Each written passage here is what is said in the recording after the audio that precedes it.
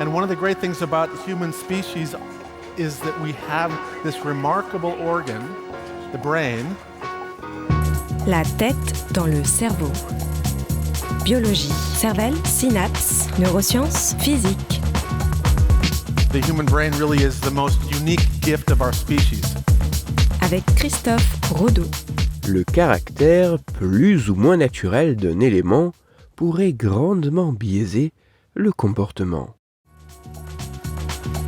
La tête dans le cerveau.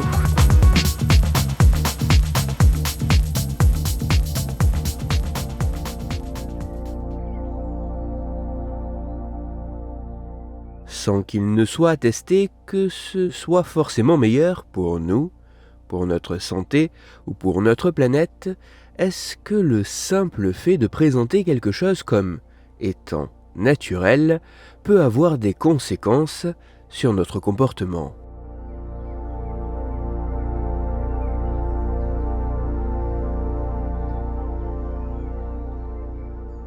C'est pour tenter d'apporter des éléments de réponse à cette question que des chercheuses et chercheurs états-uniens et canadiens ont collaboré le temps d'une étude dont les résultats ont été publiés en janvier 2025. Pour leurs travaux, les scientifiques ont proposé, au cours de 4 expériences, à près de 500 volontaires, d'essentiellement faire un choix. Ce choix devait toujours se faire entre une proposition présentée comme naturelle et une proposition présentée comme synthétique. Et ce choix pouvait se faire pour une chose aussi anecdotique que choisir entre un autocollant imprimé à base d'encre naturelle ou synthétique, pour une chose un peu plus sérieuse comme choisir un carré de chocolat contenant une nouvelle variété de cacao naturel ou totalement synthétique, une chose bien plus impactante comme boire une boisson contenant une poudre augmentant les performances du consommateur, une poudre issue soit d'ingrédients naturels, soit d'ingrédients synthétiques, ou encore une chose bien plus importante et risquée comme choisir entre recevoir une injection d'un médicament anticoagulant contenant des molécules prélevées dans la nature ou synthétisées en laboratoire. Lors de l'ensemble de ces choix, la participation des volontaires était bien loin d'une situation purement fictive. Les participants ont, en effet, effectivement dû choisir avec quel autocollant ils allaient repartir, quel carré de chocolat ils devaient manger, quelle boisson ils devaient boire ou quelle substance ils allaient se faire injecter. Dans les faits, sans qu'ils en soient au courant, tous les autocollants étaient imprimés avec le même type d'encre, les 2 types de carrés de chocolat n'avaient rien de particulier et étaient en tout point identiques, il n'y avait aucune poudre dans l'eau des 2 boissons, et même si tout laissait penser aux participants qu'ils s'étaient fait injecter une substance, ils n'ont en réalité rien reçu.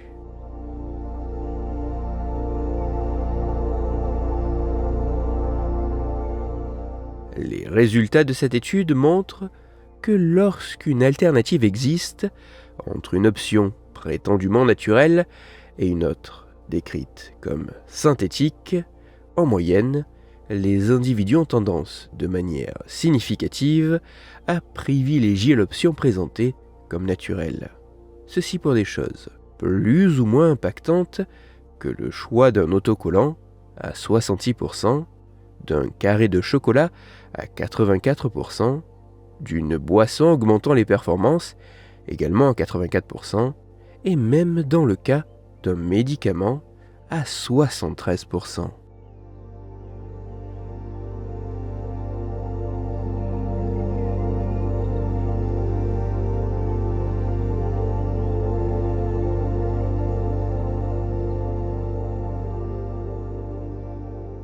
Même si ces résultats demandent à être confirmés et approfondis par d'autres études sur davantage d'individus et dans des situations encore plus diverses, il apparaît que le fait de présenter un élément comme étant naturel pourrait biaiser notre comportement, nous poussant à significativement privilégier cette option naturel à une option dite synthétique, même si ces deux options sont présentées strictement de la même façon, avec les mêmes potentiels avantages et inconvénients, sans que l'une des deux ne soit intrinsèquement meilleure que l'autre.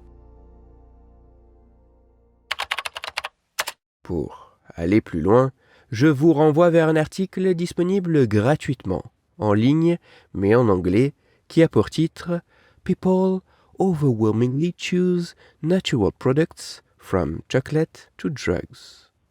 Il est écrit par Éric Dolland et il est à retrouver sur le site psypost.org. Toutes les études scientifiques m'ayant servi à écrire cet épisode, ainsi que les références de l'article pour aller plus loin, se trouveront sur mon site Cerveau en argot, dont le lien se trouve dans la description de l'épisode. Dans cet épisode, j'ai parlé d'une sorte de préférence pour ce qui est présenté comme naturel, dit biais de naturalité. C'est pour cela que je vous invite à écouter l'épisode numéro 174 de La tête dans le cerveau. Dans celui-ci, vous pourrez découvrir ou redécouvrir que choisir ce qui est naturel pourrait ne pas toujours être sans conséquences. Pour continuer à échanger, vous pouvez me retrouver sur les réseaux sociaux, sur YouTube ou me contacter par mail. Tous ces liens sont, eux aussi, dans la description de l'épisode. Si pour vous, ce 300e épisode du podcast est, comme tous les autres, gratuit et sans publicité, pour moi il représente, au total, plusieurs milliers d'heures de travail et me coûte quelques centaines d'euros chaque année. Alors, un très grand merci à toutes celles et ceux qui prennent le temps de me faire des retours, de partager mon travail sur les réseaux sociaux et de me laisser de très sympathiques commentaires et 5 étoiles sur les plateformes d'écoute de podcast. Pour me permettre de travailler dans de meilleures conditions, vous pouvez également me soutenir financièrement avec un don ponctuel ou mensuel sur la page KissKissBankBank du podcast. Christophe Rodeau. La tête dans le cerveau.